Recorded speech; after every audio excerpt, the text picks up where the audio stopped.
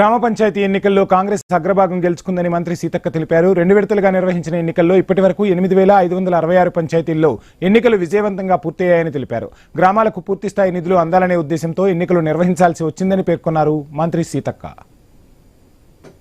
2 విడతలుగా రాష్ట్రంలో జరిగినటువంటి గ్రామ పంచాయతీ ఎన్నికలలో ఇప్పటివరకు 8566 గ్రామ పంచాయతీలలో ఎన్నికలను పూర్తి చేసుకోవడం జరిగింది. ఈ ఎన్నికల కోసం అహర్నిశలు కృషి చేసినటువంటి యంత్రాంగానికి, అధికారులకు అందరికీ కూడా పేరు పేరున హృదయపూర్వక ధన్యవాదాలు, నమస్కారాలు తెలియజేస్తా ఉన్నాను.